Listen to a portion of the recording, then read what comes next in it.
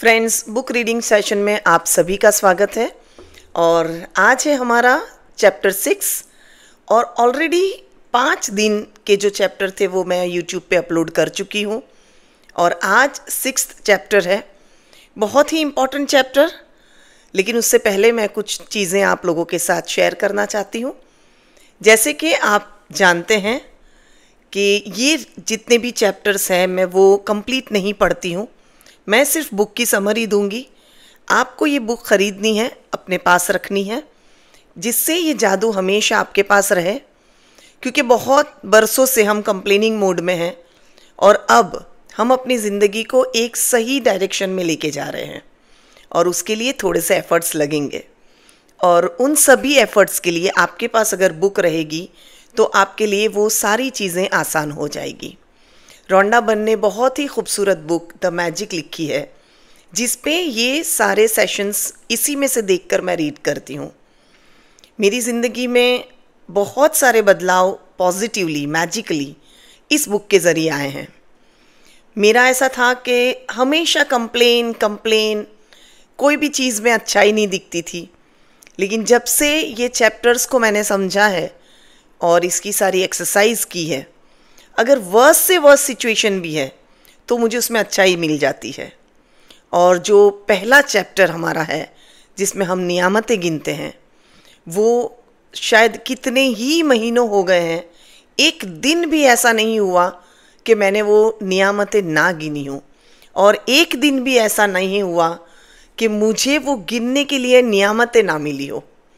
और आज का जो हमारा चैप्टर है फ्रेंड्स, इसका जो मैं आपको बताने जा रही हूँ 24/7 हमारे दिमाग में चलता रहता है और शायद बरसों से हमारी ये कंप्लेन है।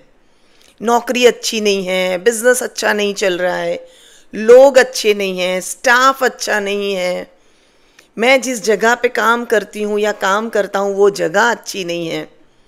और फिर एक और कंप्लेन आती है, पैसे में बरकत नहीं है, मेहनत के जितना पैसा नहीं आता, मैं कितना ही काम करता हूँ लेकिन लोगों को पसंद नहीं आता। यानी एक कंप्लेन से हम दूसरी कंप्लेन पे शिफ्ट हो रहे हैं और यही शायद हम बरसों से कर रहे हैं। और फिर हमारी ये कंप्लेन होती है कि हमारी ज़िंदगी में कोई बदलाव ही नहीं है, हमारे पैसों में कोई बरकत ही नहीं है, मेरे मेहनत के बावजूद मुझे प्रमोशन नहीं मिल रहा, इतनी मेहनत के बावजूद मेरा बिज़नेस नहीं बढ़ रहा। इन सब के पीछे क्या राज है और क्या करने से हम जो भी बिजनेस या काम या जॉब जो भी कर रहे हैं, क्या करने से उसमें जादू की तरह बढ़ोतरी होगी, उसमें हमारे पैसे में बरकत होगी, उसमें हमारे काम में बरकत होगी। उसी पे आज ये पूरा चैप्टर है। पूरा चैप्टर ध्यान से सुनना, समरी दूंगी। अगेन बुक आपको ख़रीदनी है, आप जहाँ कहीं से मुझे सुन रहे हैं, अमेज़ॉन पे हर लोकल लैंग्वेज में ये बुक अवेलेबल है। आप जहाँ से भी हैं आप अपनी लैंग्वेज में अमेज़ॉन से ये बुक को ख़रीद सकते हैं। तो स्टार्ट करते हैं आज का 6th चैप्टर, जादू की तरह काम करना। बहुत ही ध्यान से सुनना है आपको कि कैसे आपके काम में बरकत आएगी, कैसे जो आप कर रहे हो उसी में आपको खुशी मिलेगी। अपनी किसी भी गतिविधि, कला, शिक्षा या योग्यता को लें, इसे लेकर इसे इतने आगे तक धकाएं जहाँ तक ये पहले कभी नहीं गई थी, तो आप इसे जादू के क्षेत्र में पहुँचने के लिए विवश कर देंगे। ये एक टॉम रॉबिन्स लेखक है जिन्होंने ये बात लिखी है। ऐसा कैसे हो सकता है कि एक व्यक्ति जो घोर गरीबी में पैदा होता है, शून्य से शुरुआत करता है और जिसके पास बहुत कम शिक्षा होती है, वह आगे चलकर राष्ट्रपति या मशहूर हस्ती बन जाता है या कारोबारी साम्राज्य खड़ा करके संसार के सबसे अमीर लोगों में से एक बन जाता है।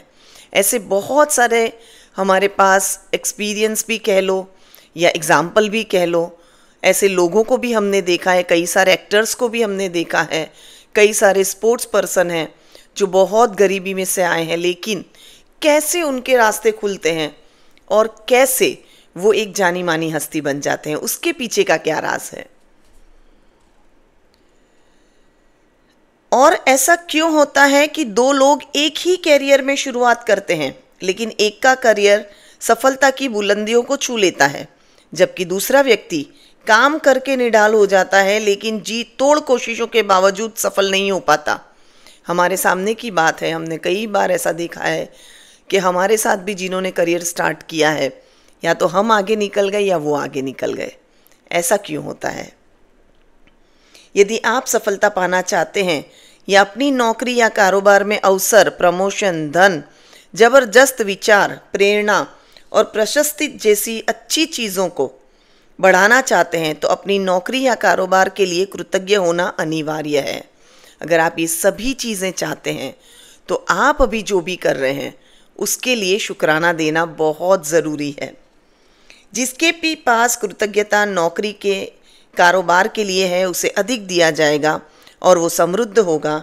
जिसके भी पास कृतज्ञता नौकरी या कारोबार के लिए नहीं है उसके पास जो है वह सब भी ले लिया जाएगा। यानी अगर आप जो भी काम कर रहे हैं अभी उसमें आप दिल से कृतज्ञ हैं तो आपको और दिया जाएगा, और आप जो भी कर रहे हैं उसके लिए अगर कंप्लेन है तो जो है वो भी ले लिया जाएगा।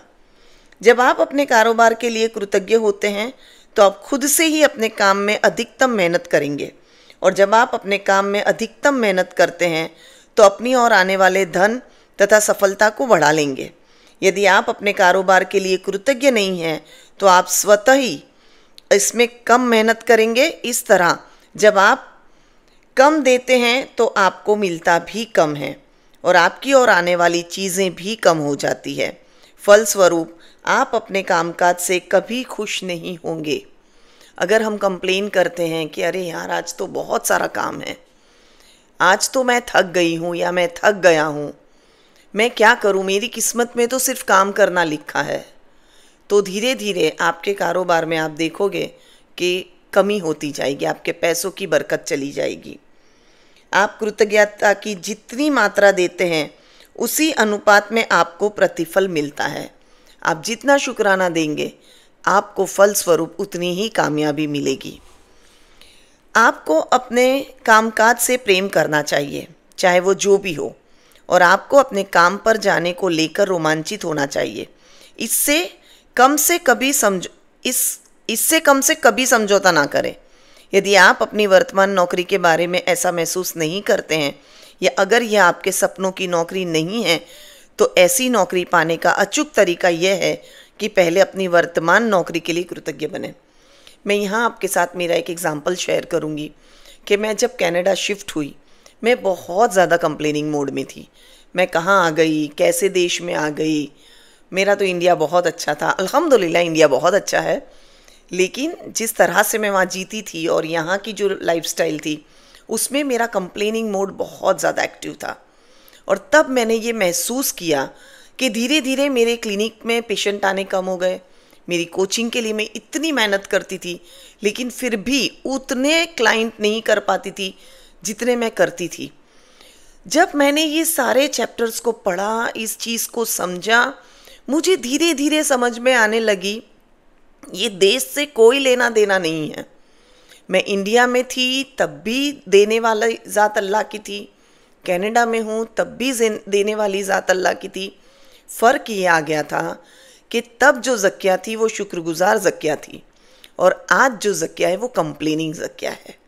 और उसके बाद धीरे धीरे धीरे मैंने अपनी सारी आदतों में फ़र्क किया और आज अल्लाह का बड़ा एहसान है कि 1, 2, 3 नहीं, मैं 5 प्रॉफिटेबल बिज़नेस कर रही हूँ।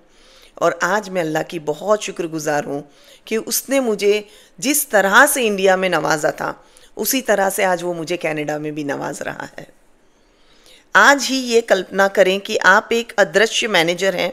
ये आज का अभ्यासक्रम है, इसे समझना है, आज ही आपको ये करना है। ध्यान से समझे, चाहे तो 2 बार सुनना, लेकिन इसे आज अच्छे से करना है। आज ही ये कल्पना करें कि आप एक अदृश्य मैनेजर हैं जिसका काम नौकरी के बारे में आपके विचारों और भावनाओं का रिकॉर्ड रखना है। कल्पना करें कि आज आप जहाँ भी जाते हैं आपका मैनेजर हाथ में कलम और डायरी लेकर आपके पीछे पीछे जाता है। आपको इमेजिनेशन में ये सारी चीज़ें करनी हैं। जब भी आप नौकरी में कृतज्ञ होने वाली कोई चीज़ ढूंढ निकालते हैं तो मैनेजर उसे लिख लेता है। आपका काम कृतज्ञ होने के लिए अधिकतम चीज़ों की तलाश करना है, ताकि दिन के अंत में मैनेजर के पास कृतज्ञता की लंबी सूची बन जाए।